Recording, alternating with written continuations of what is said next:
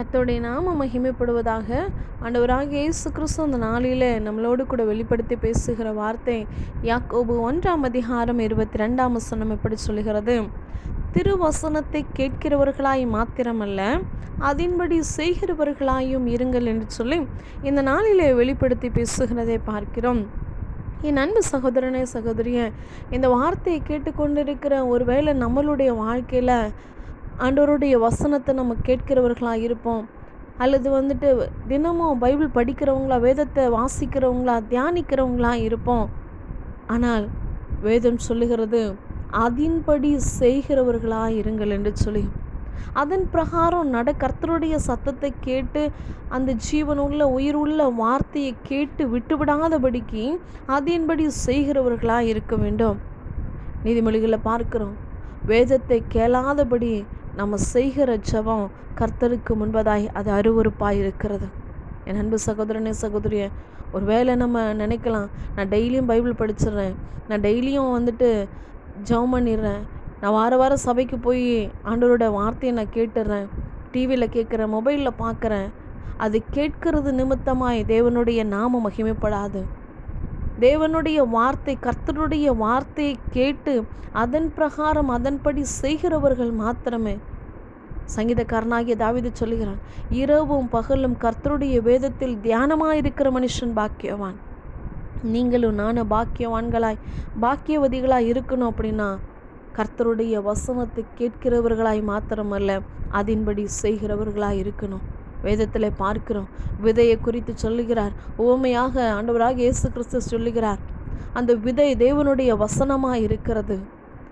ஆகாயத்து பறவைகள் அதை பட்சித்து போடுகிற மனுஷர்களாய் நம்ம இருக்கக்கூடாது. அந்த வசனத்தை கேட்டு அதை பிசாசானவன் பட்சிக்கிறதா இருக்கக்கூடாது. வெயிலில் அந்த முட்கள் நிறைந்த அந்த இடத்துல விதைக்கப்பட்ட விதையை போல வெயில் ஏறின போதோ அது தீந்து போய் வேறு இல்லாமல் அது உலர்ந்து போனது என்று சொல்லி பார்க்கிறோம். முட்கள் உள்ள இடம், கற்பாறையில் உள்ள இடம், ஆனால் நல்ல நிலத்தில் விதைக்கப்பட்ட அந்த விதையோ அது ஆசீர்வாதமாக இருந்தது. பார்க்கிறோம், வசனத்தை கேட்டு ஏற்றுக்கொண்டு 1 30, 1 60, 1 100 பலன் கொடுக்கிறார்கள். இவர்களே நல்ல நிலத்தில் விதைக்கப்பட்டவர்கள் என்று சொல்லி அந்த இடத்துல ஆண்டவராகிய இயேசு கிறிஸ்து உவமையாய் பேசுகிறதை பார்க்கிறோம். என் அன்பு சகோதரனே, சகோதரியே, நம்ம படிக்கிறதுனாலேயோ நம்ம கேட்கறதுனாலேயோ அல்ல, அதின் பிரகாரம் செய்கிறவர்கள், அதின் பிரகாரம் நடக்கிறவர்கள், கர்த்தருடைய சத்தத்தை கேட்டு நம்ம கீழ்ப்படுகிறவர்களாக இருக்கணும்.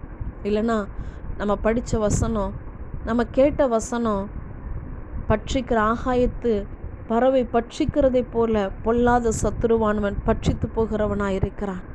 அது வளரக்கூடாதபடிக்கு அது நெருக்குகிறதாய், முட்கள் உள்ள நிலத்தில் விதைக்கப்பட்டு நெருக்கிறதை போல நம்முடைய வாழ்க்கை மாறிவிடும். வேறில்லாதபடிக்கு, வளரக்கூடாதபடிக்கு, கற்பாறையில் விழுந்தது போல நம்ம ஆவிக்குரிய ஜீவியம் வளரக்கூடாதபடிக்கு அந்த இடத்துல அது நெருக்கப்படுகிறதா இருக்கிறது. ஆனால் நல்ல நிலத்தில் விதைக்கப்பட்டதோ அது 100 மடங்கு பலன் கொடுக்கிறதா இருக்கிறது. என் அன்பு சகோதரனே, சகோதரியா, கர்த்தருடைய வார்த்தையில் அது ஜீவனுள்ளதாக இருக்கிறது, அது உயிருள்ளதாக இருக்கிறது, அது மாறாததாக இருக்கிறது. நீங்களும் நானும் இந்த நாளில் அவருடைய வசனத்தை நம்ம கேட்டு அதை படித்து அதன் பிரகாரம் நம்ம செய்கிறவர்களாக இருக்கும் பொழுது கர்த்தர் நம்மளை 100 மடங்கு ஆசீர்வதிக்க அவர் வல்லவராக இருக்கிறார். ஒப்பு கொடுப்போம். கர்த்தர் நம்மளை ஆசீர்வதிப்பாராக. ஆமென்.